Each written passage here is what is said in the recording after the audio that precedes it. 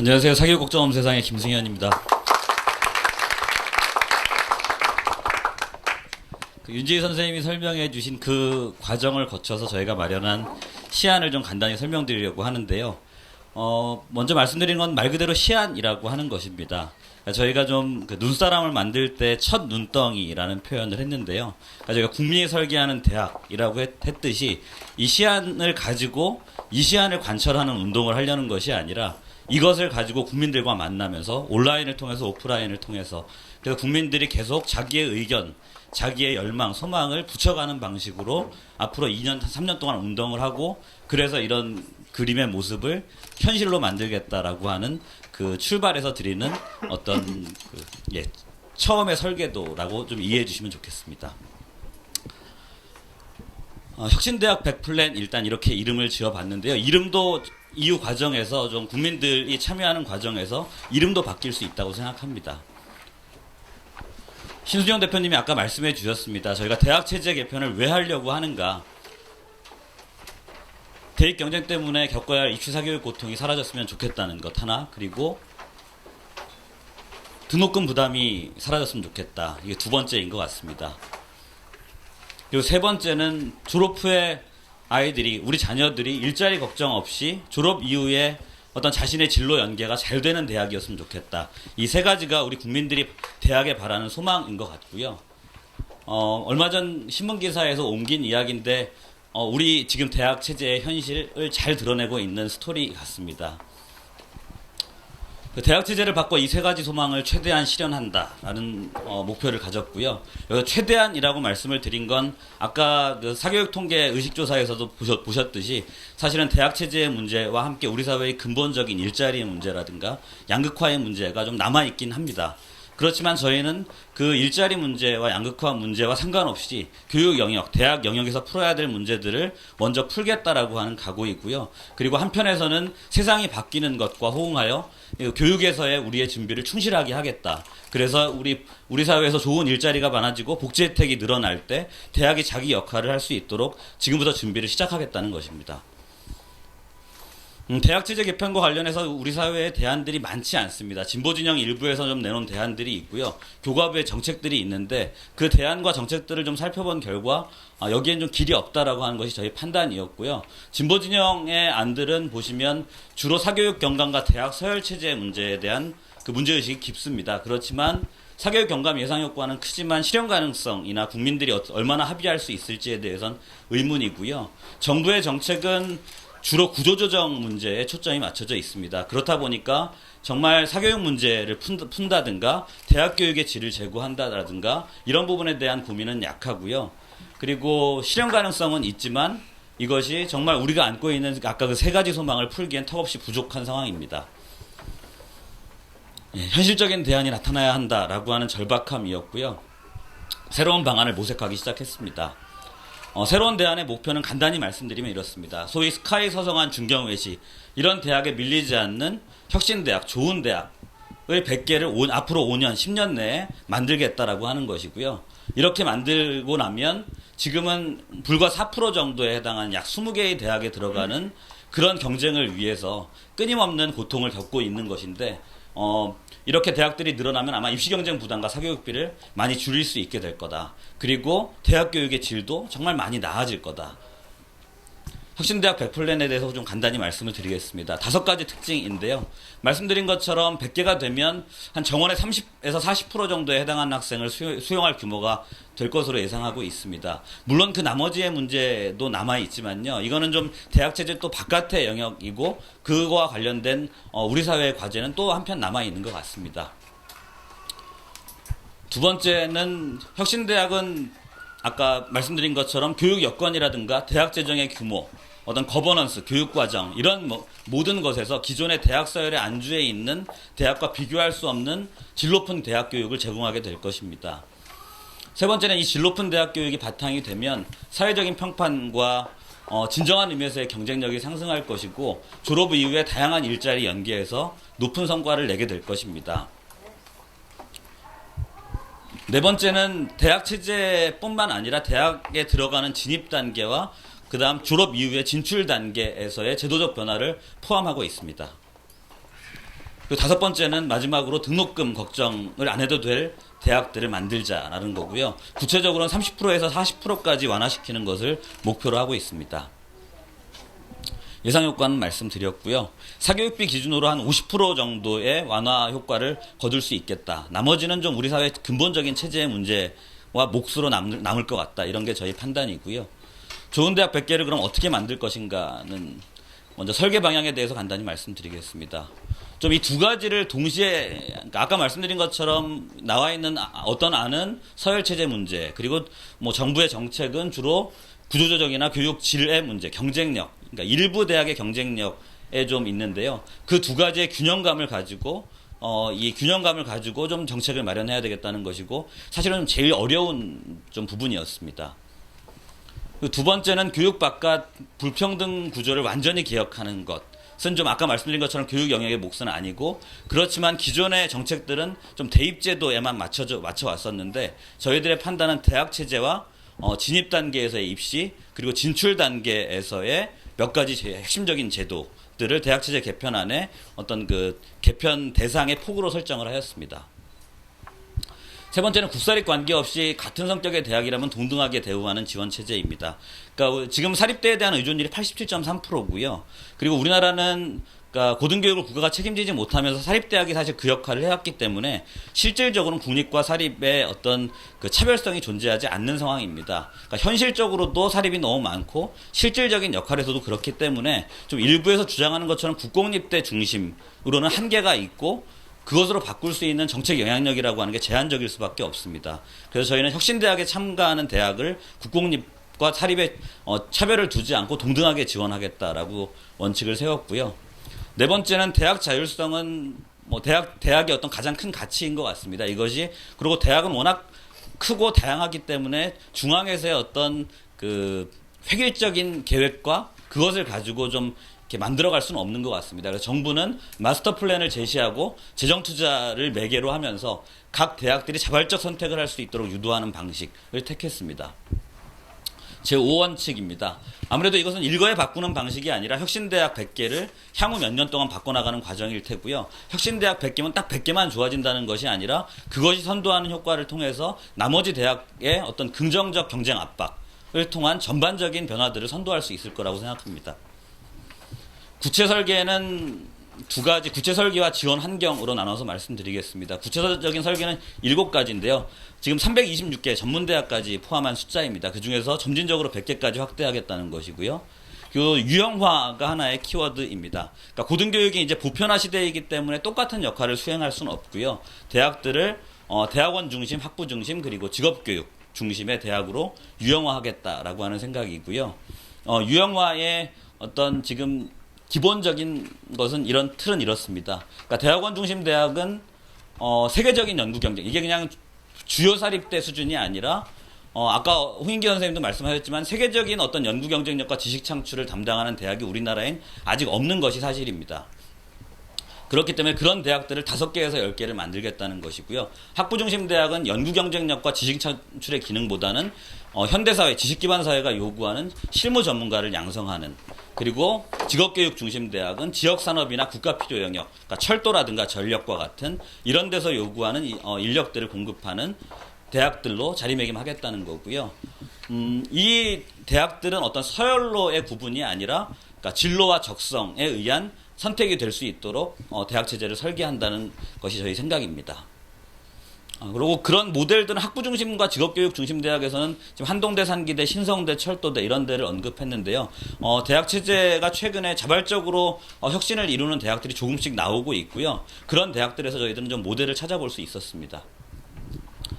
학부 중심 대학, 직업교육 중심 대학은 적성에 의한 선택이 될 거다. 그 근거들을 좀 말씀을 드렸고요. 세 번째는 공동협력 체제입니다. 그러니까 공동협력 체제를 통해서 두 가지인데, 하나는 학과 간 통폐합을 비롯한 전반적인 재구조화, 대학 구조의 재구조화를 하겠다는 것이고, 두 번째는 교육 효과를 극대화하겠다라고 하는 것입니다.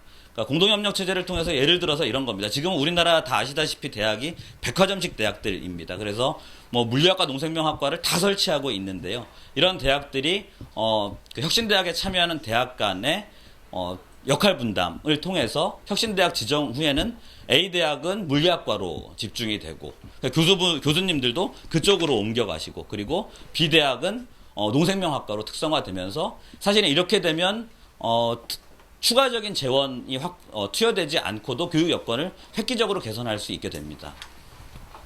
공동협력대학의 개념은 저희가 만든 건 아니고요. 좀 고등교육과 관련된 연구물에 나왔던 것을 저희가 저희 안으로 차용을 했고요.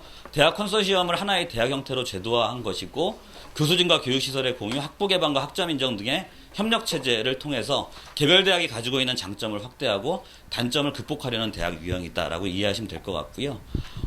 공동협력의 수준이 여러 가지가 있는데 저희가 대학원 중심 대학은 공동학위제까지 생각을 하고 있습니다. 공동학위제라고 하는 건 그러니까 예를 들어 지금 지방의 거점 국립대들, 뭐 경북대라든가 부산대라든가 전남대라든가 이런 대학들이 될 텐데요. 이런 대학들이 공동협력 대학으로 운영하면서 학점 교류라든가 그리고 뭐 온라인을 통한 학점 교류, 학점 인정, 교수 교류 이런 것들을 하면서 공동학위를 도입할 거다. 이 공동학위 도입을 통해서 하나는 대학 서열 체제를 완화하는 데 기여할 것이고 또 하나는 교육 효과를 극대화할 수 있을 거라고 보고요. 서울대의 문제는 저희가 두 가지로 좀 접근하고 있습니다.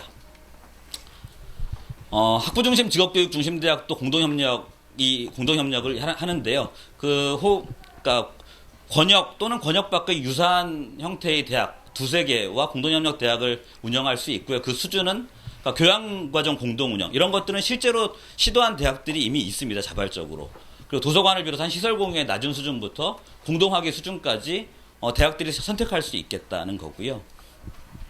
이거는 저희 국내에서는 국립대 통합 네트워크안이라고 하는 제안도 있었지만 사실은 저희는 볼로자 프로젝트라고 하는 데서 좀 시사점을 많이 받았고요. 그러니까 유럽 대학들이 어떤 학생 중심 학습과 이동성을 높이는 것이 미래 대학 교육의 경쟁력에서 관건이다라고 판단을 하면서 유럽 대학의 시스템을 좀 통일하고 학생들의 교류와 이동을 보장하는 방식으로 지금 대학 개혁을 진행하고 있습니다. 그래서 공동학위는 사실은 우리나라에서는 대학 서열 체제 완화에만 초점이 맞춰진 정책이었지만 저희는 대학 서열 체제의 완화와 함께 이런 그 대학 교육의 어떤 경쟁력을 극대화하는 방식으로서 공동학위제를 좀 생각하고 있는 것이고요. 네 번째는 거버넌스의 문제입니다. 대학 교육 거버넌스가 좀 국립대는 국립대대로 사립대는 사립대대로 많은 문제점을 안고 있는데요. 최근에 초중고에서 교장공모제가 도입되면서 그 거버넌스가 바뀌고 학교 혁신이 일어나는 것과 같이 대학 교육에서도 그런 것들을 고민하고 있습니다. 다섯 번째는 재정이 분명히 들어가야 될 것 같고요. 그리고 평균 등록금은 30%에서 40% 정도를 생각하고 그건 뒤에서 재정 부분에서 다시 한번 말씀을 드리겠습니다. 그리고 아까 말씀드린 것처럼 대입 경쟁의 문제를 좀 선발 경쟁에서 교육 경쟁으로 전면적으로 변화시킨다는 건데요. 저희가 캘리포니아 대학 시스템을 또 참고했는데, 그러니까 5등급 체제로 했을 때 이 5등급은 그냥 20%가 아니라 밑에 분류 기준에서 보시는 것처럼 10, 25, 30, 25, 10 정도로 좀 생각을 하고 있고요. 캘리포니아의 대학이 UC가 저희로 치면 한 10개 정도 있는 대학들이고 UC 버클리, UCLA 이런 대학들이고 저런 대학들이 학생 내신이 8분의 1, 12.5% 이상의 학생들한테는 입학 자격을 주고 더 이상 점수로 변별하지 않는 입학 제도를 운영하고 있습니다. 저런 것들을 우리나라가 좀 분명히 참고해야 될 필요가 있다고 좀 생각하고 있고요. 지원 환경은 크게는 정부 차원에서의 고등교육개혁위원회와 같이 좀 한 5년, 10년 이게 아니라 좀 장기적인 마스터 플랜을 가질 수 있는 그러니까 지자체와 기업, 대학 이런 것들 그리고 학부모, 교사가 공동으로 참여하는 어떤 사회적인 논의 기구가 좀 필요하겠다는 것이고요. 그리고 그것들이 권역 차원에서 좀 필요할 수 있다 이런 생각을 하고 있습니다. 그리고 두 번째는 질관리 체제입니다. 혁신대학 간 협력과 경쟁의 요소들을 같이 병행 운영함으로써 대학 교육의 질을 관리한다는 것이고요. 세 번째는 노동시장, 그러니까 대학 체제 외에 지원 환경으로서의 노동시장과 관련된 몇 가지 공직상한제라든가 지역할당제라든가 학력학벌 차별금지법과 같은 것이고요. 한국은행에서는 실제로 금년부터 지방인재 채용 목표제를 도입하고 있습니다. 예, 마찬가지고요. 혁신대학 그림으로 보는 건 한번 쭉 보시면 되는데 아까 설명드렸던 그러니까 지금은 총천연색 백화점식으로 운영하고 있다면요. 앞으로는 이렇게 특성화되고 선택과 집중을 하는 방식으로 바뀔 거다라고 하는 것이고요. 그리고 대학원 중심 대학은 학부가 좀 적은 형태가 될 것입니다. 혁신대학 모형도는 자료집 거를 좀 한번 참고하시면 될 것 같고요. 전체 관계도 연계 체제를 좀 표현한 것이고요. 그리고 전체 대학 속에서 혁신대학 규모는 아까 376개 중에 100개니까 이렇게 될 거다는 거고요. 명문사립대들은 좀 이렇게 혁신대학에 들어오기보단 밖에서 자기 역할, 사회적 책무성을 높이는 방식으로 혁신대학이 끌고 가게 될 거다라고 저희는 생각하고 있습니다. 채용정책 연계도 말씀드렸고요. 기대효과는 첫 번째는 서열 문제이고요. 이거는 그림으로 좀 보여드리겠습니다. 송윤 선생님이 한 3시간 그리신 그림입니다, 이게. 이게 저기 한글로 들어가 보면 무수한 칸으로 되어 있는. 지금은 이게 스카이 잘 안 보이지만 서울대가 아주 위로 올라가 있고 스카이가 있고 철저하게 서열체제가 되어 있다라고 하면 혁신대학이 도입되면서 그 서열체제가 완만화되고 유동화되고 진정한 의미에서의 교육경쟁에 나서는 체제로 바뀔 거다. 이렇게 생각하고 있고요. 또 하나는 대학 교육의 질이 바뀔 거다. 그 질이 바뀌는 것은 이런 것입니다. 그러니까 아까 말씀드린 것처럼 선택과 집중을 통해서 추가적인 재정 투자가 없이도 현재 유명 대학조차도 30명, 40명, 그러니까 초중고 수준의 교육 여건에 있는데요. 혁신대학은 그것이 한 15명 수준으로 떨어질 거라는 거고요. 리더십과 교육재정, 입시제도 등록금 모든 면에서 좀 선진화된 대학이 될 거다라고 생각하고 있습니다. 사교육 경감 효과는 아까 50%를 저희가 목표로 하고 있다는 말씀 드렸고요. 마지막으로 재정 내역인데요. 하나는 경상비 지원 부분이 있고, 지금 국립대는 경상비가 전체 경상비 53.8%가 지원되고 있고요. 사립대는 1.6%니까 전혀 지원을 안 하고 있는 형태입니다. 근데 혁신대학에 참여하는 대학에는 국립대는 20%의 추가 지원을 하고, 혁신사립대와 혁신전문대에는 40%의 지원을 하겠다는 거고요. 대학이 발전하기 위해서는 안정적인 대학 재정의 지원이 필요한 것 같습니다. 저희가 쭉 뽑아봤는데요. 그러니까 대학 숫자를 이제 100개를 상정하고 뽑아봤는데, 1차, 그러니까 100개가 한 번에 만들어지는 것이 아니기 때문에 1차에서는 저기 1조 정도, 그리고 2차에서는 한 2조, 3차로 갈 때 한 3조 가까운 돈이 드는 걸로 좀 나왔고요. 그리고 등록금 지원 총액은 지금, 그러니까 기초 3분위까지 무상장학금을 하고, 그리고 국립대와 사립대, 그러니까 사립대에서의 30% 인하를 할 때, 그리고 국립대에서 10%를 더 인하할 때 나오는 돈이 7조 4천억 정도가 나왔습니다. 그래서 그 두 가지를 합치면은 학생 강수 감소를 미고려할 때 한 9조, 10조 정도의 돈이 나오고요. 현재 대학 재정이 들어가고 있는 것이 한 5, 6조 되기 때문에 전체 필요한 재정은 한 15조에서 16조 정도가 될 것 같습니다. 재정 확보 방안은 이렇습니다. 지금 고등교육 재정 교부금법 논의가 우리 사회에서 본격적으로 되고 있고요. 기업의 인력 활용 분담금 같은 것을 좀 생각해 볼 수도 있겠습니다. 그러니까 등록금을 인하하면 지금 그러니까 대기업 같은 경우는 그 등록금을 지원하고 있잖아요, 대학에서. 그러니까 그것을 그러니까 기업이 그냥 이렇게 자기 돈으로 갖는 것이 아니라 그만큼의 돈을 좀 사회의 인력 활용 분담금으로 내놓는 방식으로 좀 생각할 수 있을 것 같고요. 그게 대기업들 같은 경우는 그런 돈이 상당액이 되는 것으로 알고 있습니다. 고등교육 재정 교부금법은 지금 그러니까 한나라당, 민주당, 민노당 세 가지 안이 제출되어 있는 상태고요. 한나라당 안이 이매규 의원이 발의한 안이 가장 좀 낮은 수준인데 그럼에도 불구하고 향후 한 4, 5년 동안 한 60조 가까운 돈이 확보되는 것으로 되어 있습니다. 그래서 고등교육 재정 교부금법과 이런 것들을 하면 저희가 15조 정도의 예산을 충분히 맞출 수 있겠다라고 좀 검토를 해봤고요. 도입 절차에 대해서는 좀 단계별로 추진을 하겠다라고 하는 것이고, 말씀드린 것처럼 저희가 입법청원 운동까지 가는 부분인데요. 그 부분에 대해서는 송희 선생님이 좀 말씀을 해주시겠습니다. 감사합니다.